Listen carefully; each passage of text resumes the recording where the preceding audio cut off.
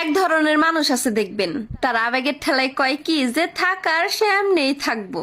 আরে ভাই, যত্ন না নিলে তো একটা গাছও মইরা যায়। সেখানে আমরা তো ভাই মাইয়া মানুষ, থাকতে যত্ন কইরো প্রিয়।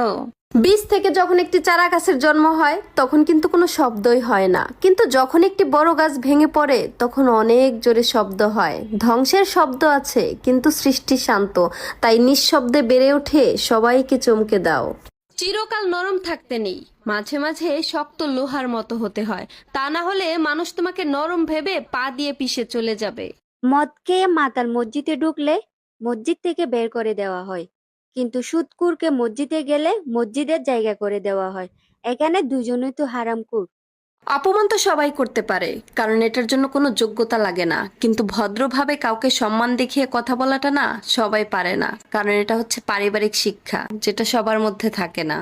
স্ত্রী মারা গেলে সন্তান মানুষ করার জন্য দাদি, নানি, খালা, ফুপু কতজনকে লাগে, কিন্তু স্বামী মারা গেলে সন্তান যতগুলোই হোক না কেন তাদের মানুষ করার জন্য মা একাই যথেষ্ট।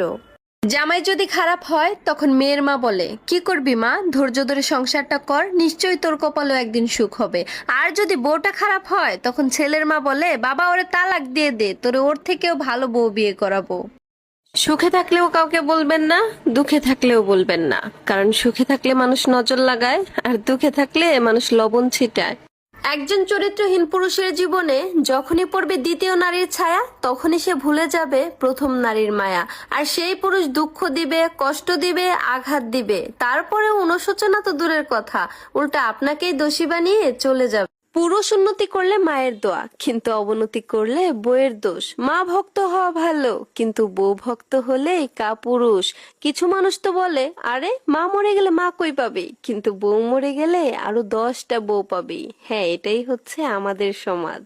বাড়ির বউরা সহজে খারাপ হয় না, তাকে খারাপ বানানো হয়। তার প্রত্যেকটা কাজে খুঁত ধরে পাড়া প্রতিবেশী এমনকি আত্মীয় স্বজনের কাছে বদনাম করে করে তাকে খারাপ হতে বাধ্য করা হয়। বাড়ির বউটা সারাদিন কাজ করব আর শাশুড়ি আম্মা সবার কাছে বইলে বেড়াইবো আমগো বউ কোনো কামই করে না। আর তখনই ওই মেয়েটার মনে হয়, খাম করেও কোনো নাম পাইলাম না, ঠিক আছে আর কোনো কাম করবই না। আর এইভাবেই একটা মেয়ে খারাপ হয়ে যায়।